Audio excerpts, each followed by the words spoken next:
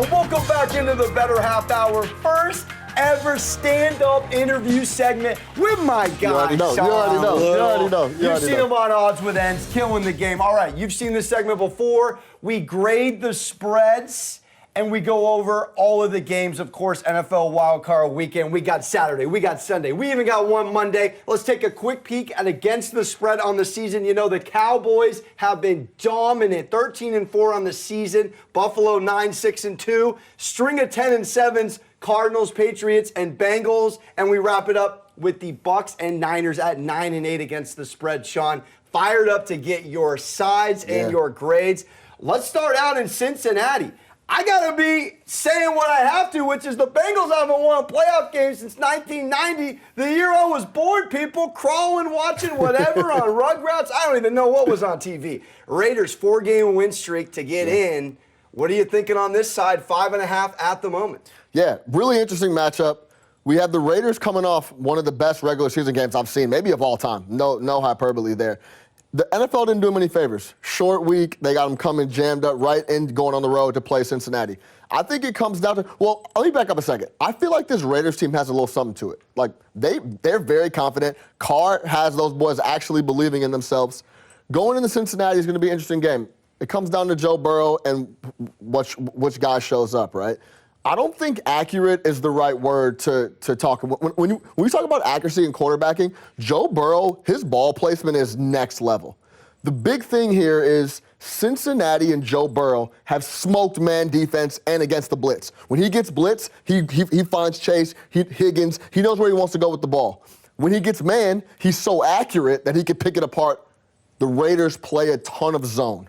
They sit in zone all day long. So I think that makes this game really interesting. I lean Raiders and the points, and I'll give it a B+. I think they have a really good chance. They're very familiar with each other as well. They played earlier in the year. I think this might be too many points at 5.5. I like what you're saying. I just think this Raiders team is two teams, indoors and outdoors, and 3 of their last 4 covers and wins are indoors in a nice, cushy, no-weather factor. You saw what Derek Carr did or didn't do against the Browns. He barely got a W over Nick Mullins, who doesn't even have a picture in Madden. I'm looking at this Bengals team, 4-0 against the spread in their last 4 games, 8 of their last 10 Ws. This is a top 5 run Ds. Josh Jacobs is going to be doing not much in this game, and you saw earlier in the season, 32-13. I'm going to go with the team that got rest versus the team that had 87 defensive snaps on Sunday night with the shortest turnaround as well, for what it's worth. And just like you said, but really quick, Jekyll and Hyde on Cincinnati, too. I also saw them lose to the Bears. I've seen them play really well, and I've seen them play not so well. So maybe that rest works against them. Maybe it's too many points. We'll see. I give it a B+, though. All right, here we go. Different sides to kick it off. I love it. All right, now we got a team. Third time they're dancing. Bills win the AFC East. They host, as you know, 14-10 in Buffalo the first time they danced. Went to New England, sauced them, got it right there. What do you got in this one 4-point spread at the moment? Bill Belichick, there's weather going to be involved. It's going to be cold. Josh Allen's talking about he can't feel his feet in cold weather. He doesn't like it. His circulation's all messed up. So there's that factor. I think Belichick's going to go back to his bread and butter. He's going to say, hey, I've been to Buffalo. I ran it down their throat. I hit him in the mouth when it was cold. And he's going to come back and try to do that again. Now, the rebuttal for that for Buffalo is, throw another guy in the box. I think it's that and get the guy Josh Allen moving with his feet. It seems like every time he runs and takes off, designed or not, he's picking up a first down. So I think the Patriots try to run it down their throat, punch him in the mouth, and I don't think Buffalo lets them do that. I like Buffalo -4. I'll also give that a B+.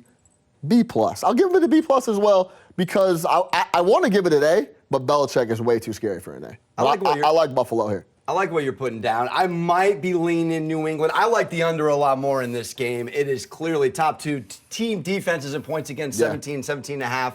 I like what you're saying. I'm just going to, for sake of TV debate, I'm going to go with New England because, again, Bill Belichick off a bad loss, too. New England, they're coming in, they're angry. I'm going to stick to what works. Matt Jones can't make any mistakes. I think that's a big thing, too. He makes one mistake, turns it over, and Buffalo gets a quick, easy score. If he has to drop back and throw the ball, they're in deep trouble, in my opinion. All right, well, we're moving on. We got a little Eagles, Bucks now. This one's interesting. 6.5-point spread earlier in the season. Eagles covered, if you remember that 2-point conversion. In Raymond James, though, who do you like in this one? First ever start for Jalen Hurts.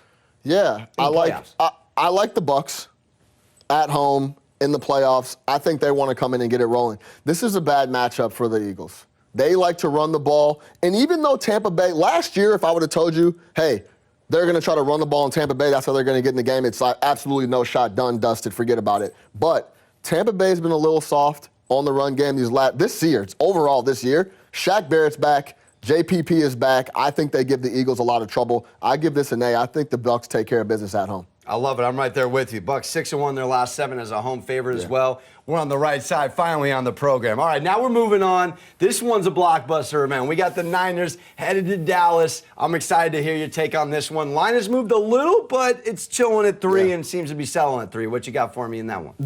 I cannot wait to watch this game. This is going to be the history.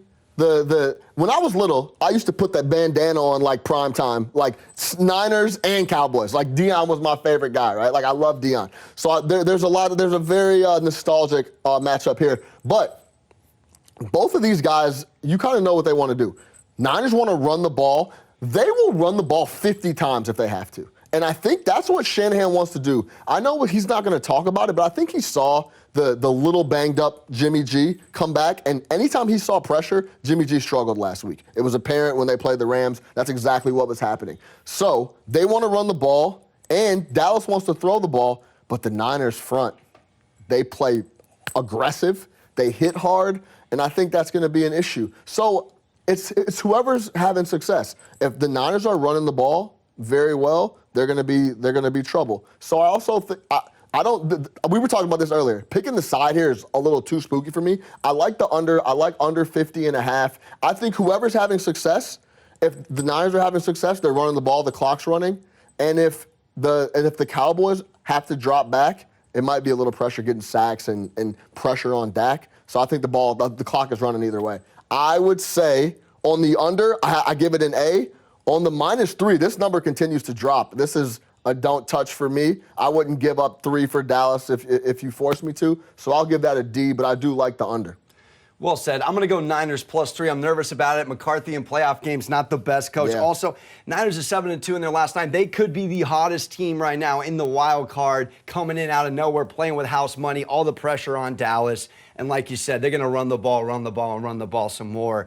Coaching advantage definitely to San Fran. We move on. All right, now we have the Chiefs hosting the Steelers just a couple weeks ago. 36-10 shellacking at Arrowhead. Who you got for me in this one? I'll keep this one quick for everybody. I have the Chiefs big.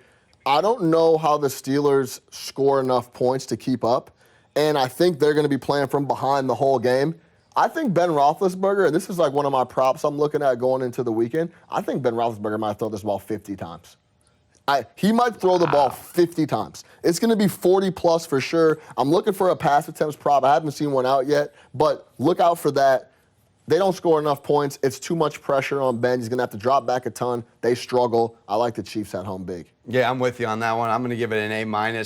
Yeah. All but undefeated W's for double-digit wild card favorites in the history of this spot. 5-0, humble number, nevertheless. 36-10 blowout. It's going to be up to this Chiefs defense to stop Big Ben. I see a Spagnuolo scheme all day, handling biz, and you can't stop Patty Mahomes.